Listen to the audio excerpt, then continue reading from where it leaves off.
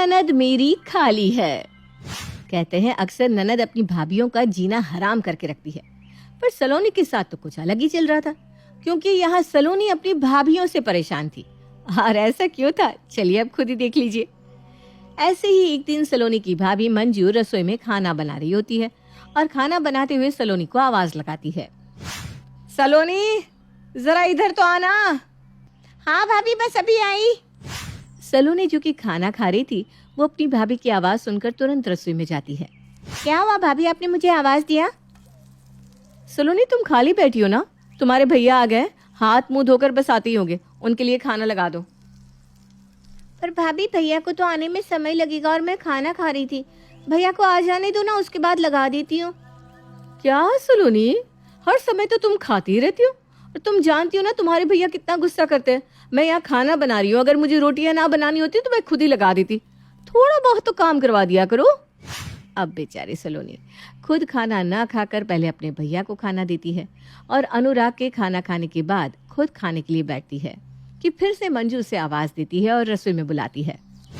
सलोनी देखो ना, मुन्ना कितना रो रहा है, मैंने खाना बना लिया है, तुम जरा किचन की सफाई कर दो, और हाँ जल्दी से मुन्ने के लिए दूध भी बना देना, शायद उसे भूख लगी है। पर भाभी मुन्ने को तो आप। क्या सलोनी, तुम खाली ही तो रहती हो, फिर भी एक काम करना नहीं चाहती? मैं पूरा दिन नौकरों की तरह इस घर के कामों में लगी रहती हूँ, पर तुम्हें जरा सा काम कह दो तो तुम बहाने मारने लगती हो। अगर मुन्ना रो नहीं रहा होता ना तो मैं ये काम खुद ही कर लेती, तुम इतना भी नहीं कर सकती क्या?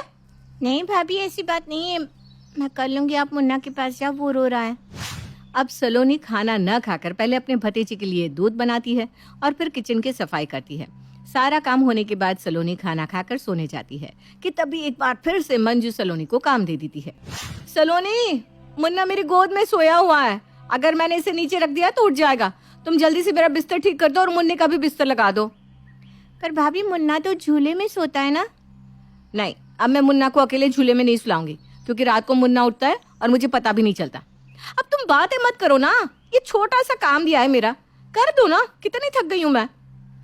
क्योंकि सलोनी घर में ही रहती थी, इसलिए उसकी कोई इज्जत नहीं थी, हर कोई उससे अपना काम करवाता और उसे ताने भी देता। ऐसे ही कुछ दिन बीत जाते हैं। एक दिन सलोनी तैयार होकर बाहर जा रही थी, पर उससे पहले मंजू अपनी सास विमला के साथ मार्केट जाने के लिए तैयार हो जाती है। अरे सलोनी, आज तो बड़ी बन ठन कर बैठी है, कहीं जाना है क्या तुझे? माँ जी, सलोनी जाएगी कहाँ, पूरा दिन खाली तो बैठी रहती है वो। अच्छा सलोनी, मैं और माँ जी मार्केट जा रहे हैं, तुम घर का और मुन्ने का ख्याल रखना, अगर हम लेट हो जाए तो सब्जियां काट लेना, इतना तो कर ही लोगी ना। देख रही है ना माँ जी, ननद जी पूरा दिन खाली बैठी रहती है, पर एक काम कह दो तो बहाने ढूंढने लगती है। सलोनी बेटा, भाभी की मदद करवा दिया कर, पूरा दिन खाली बैठकर क्या करेगी भला। अच्छा अब हम जा रहे हैं, हमारे जाने के बाद घर का और मुन्ने का ख्याल रखना, हम जल्दी आ जाएंगे। सलोनी के घर में ऐसा कोई नहीं था जो उसकी बात सुने या उसको समझने की कोशिश करे। हर कोई उसे बस यही कहता, सलोनी खाली बैठी है, उससे काम करवा लिया जाए। सलोनी घर के सारे काम करती है, किसी की कोई बात नहीं टालती, पर फिर भी उसे एक ही ताना सुनने को मिलता है। अब ऐसे ही एक दिन अनुराग और मंजू एक पार्टी में जाने के लिए तैयार होते हैं। तभी अनुराग मंजू से कहता है, अरे मंजू, और कितना समय लगेगा तुम्हें तैयार होने में? जब पार्टी खत्म हो जाएगी तब पार्टी में जाओगी क्या?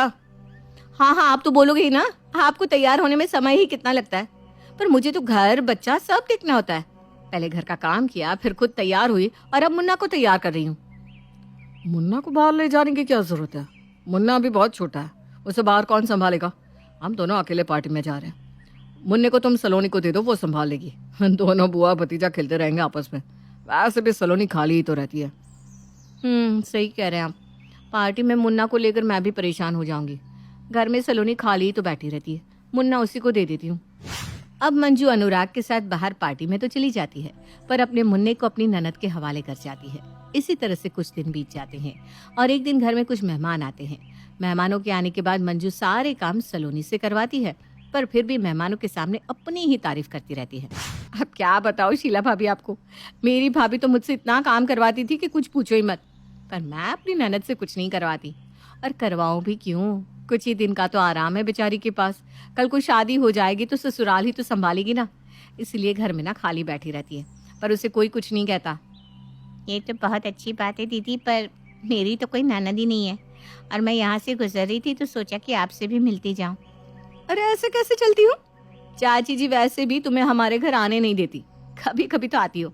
यहीं बैठो, मैं अभी सलोनी से कहती हूँ कि वो तुम्हारे लिए अदरक वाली चाय बना कर ले आए। सलोनी ना चाय बहुत अच्छी बनाती है। वैसे वो पूरा दिन खाली रहती है, एक कप चाय बनाना कौन सी बड़ी बात है उसके लिए। अगर सलोनी मेरे लिए चाय बना रही है तो फिर तो मेरा यहाँ बैठना बनता है दीदी। और नहीं तो क्या, कल को ननद की शादी हो जाएगी तो उसके हाथ की चाय पीनी भी नसीब नहीं होगी। अच्छा, मैं अभी सलोनी को बोलती हूँ। सलोनी, ए सलोनी, जरा 2 कप चाय बनाना, तुम्हारी शीला भाभी आई है।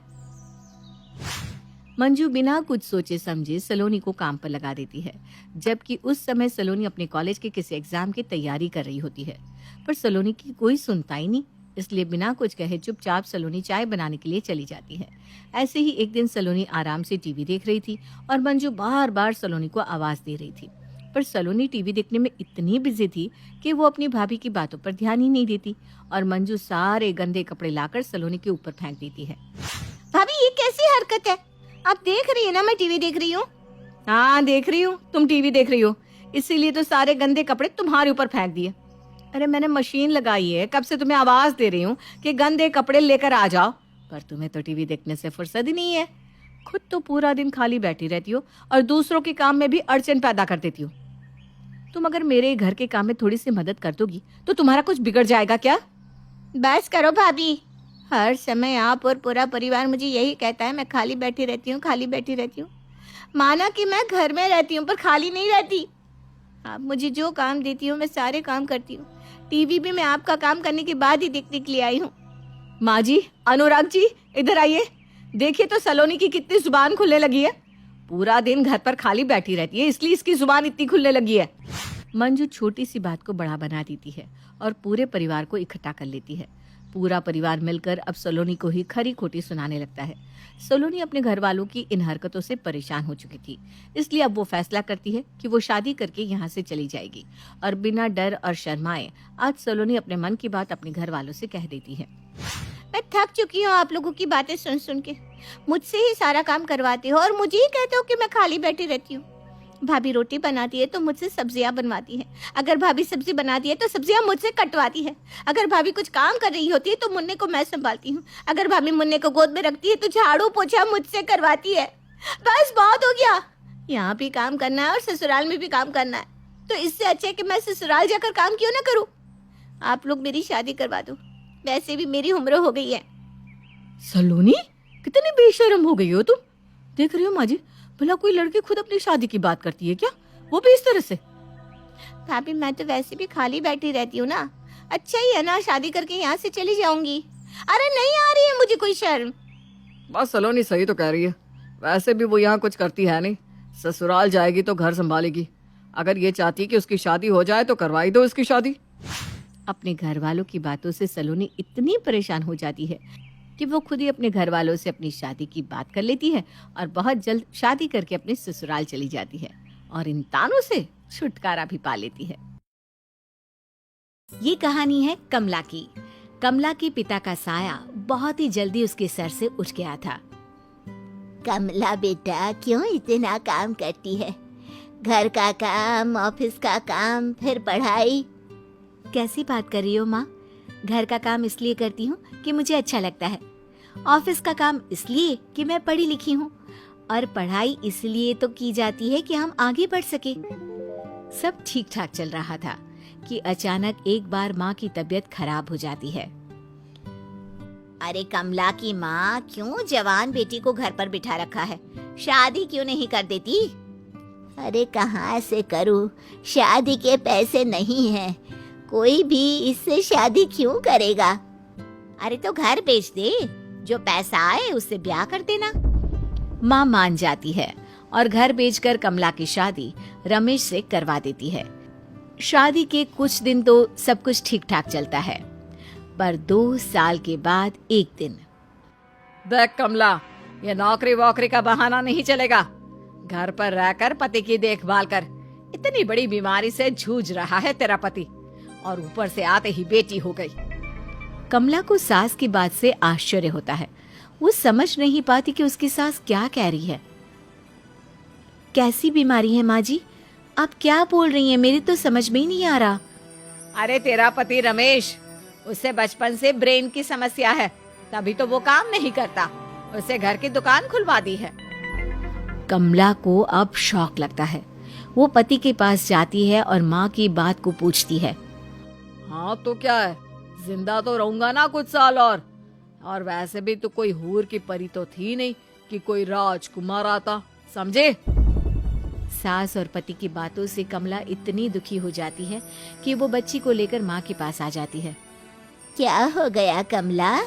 किस बात पर रूठी हो? कमला माँ से क्या कहती कि पति की जिंदगी का कोई भरोसा नहीं है। अब नहीं माँ, बस छोटी मोटी नोक झोंक। फिर सोचा चलो मौका अच्छा है, कुछ दिनों तक माँ के पास रह लेती हूँ। ये तो अच्छी बात है, लेकिन बिटिया ससुराल से खुशी खुशी आए तो ही अच्छा लगता है बेटा। कमला माँ को पकड़कर रोने लगती है। तभी छोटी बेटी बोल पड़ती है। क्या हो गया माँ, रो क्यों रही हो? और हम पापा के पास कब चलेंगे? बस 2 दिन बाद चलेंगे। 2 दिन अपनी माँ के पास रह लो। 2 दिन बाद जब कमला अपने ससुराल जाने को तैयार होती है। क्या बात है, माँ आज इतनी देर तक क्यों सो रही है? मैं जाकर देखती हूँ। ये दरवाजा क्यों बंद है? लेकिन ये क्या? कमला की माँ अब इस दुनिया से जा चुकी थी। ये तो अच्छा है कि इनकी मौत के वक्त आप उनके पास हैं, नहीं तो घर में बंद रहती तो कौन पूछता। कमला माँ का सारा काम करवाकर ससुराल पहुँचती है। आ गई माँ को खाकर, मारने ही गई थी ये। अब आ गई हो तो जरा कामकाज में लग जाओ। मेरी माँ का घर का काम कर करके हाल बेहाल हो गया है। आप दवाई खा लीजिए, मैं घर का सारा काम निपटा लेती हूँ। और यह प्रीति को भी दुकान में मेरे साथ बिठा दिया करो, कम से कम कुछ सीखेगी तो। कमला को पति की इस बात पर गुस्सा आ जाता है। मेरी बेटी दुकान नहीं, देश चलाएगी। आज के बाद उसे कुछ कहने की जरूरत नहीं है। आए हाय, बढ़िया ही देश चलाएगी। 10 साल और रुक, शादी करके घर से निकाला नहीं मैंने इस चूहिया को तो मेरा नाम बदल दूंगी। इस बार कमला के पति को माँ की बात पर गुस्सा आ जाता है। माँ, मेरी बेटी अब देश ही चलाएगी। कमला, मुझे माफ कर दे। मैं समझ गया कि मेरे बाद ये लोग मेरी बेटी का हाल बेहाल कर देंगे। चल हम कहीं और चलते हैं। और कमला की जिंदगी फिर से अच्छी हो जाती है। वो पति और बेटी के साथ नई जिंदगी शुरू करती है। कमला, तुम ऑफिस का काम संभालो, मैं प्रीति को पढ़ाता हूँ और घर का काम भी देख लूंगा। जितने भी साल तुम लोगों के साथ रहूं। नहीं, ऐसी बात मत कहिए, मैं आपको कुछ नहीं होने दूंगी। कमला एक से बढ़कर एक अस्पताल में पति की जांच कराती है। वहीं प्रीति भी बड़ी हो जाती है। फिर एक दिन, माँ, मैंने एक डॉक्टर से बात की है। वो विदेश में है, लेकिन कुछ दिनों के लिए हमारे शहर में आएंगे। मैंने पापा की रिपोर्ट उनको भेजी थी, वो पापा से मिलना चाहते हैं। ये तो बहुत अच्छी बात है, तू ही चली जाना बेटा पापा के साथ।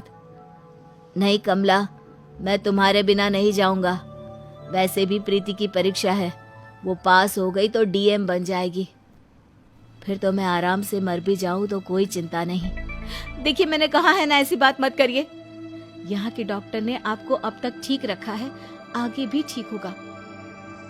लेकिन होता ऐसा नहीं है। कमला का पति भी स्वर्ग सिधार जाता है। माँ, परेशान ना हो, मैं आपके साथ हूँ। मैं पढ़ाई छोड़ दूंगी, कोई काम की तलाश कर लेती हूँ। नहीं बेटा, बिल्कुल नहीं। मैं कोशिश करती हूँ कि मुझे कोई ऐसा काम मिल जाए जिससे घर पर ही रहकर मैं काम कर सकूं।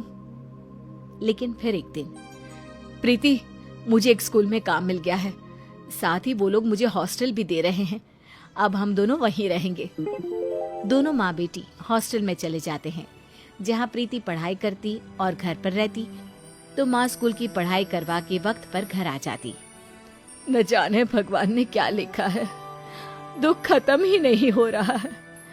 बेटी की लंबी पढ़ाई और अब मेरा भी स्वास्थ्य, इनके सहारे जिंदगी चल रही थी, लेकिन अब ये भी साथ छोड़ गए। माँ, क्या हो गया? क्या सोच रही हो?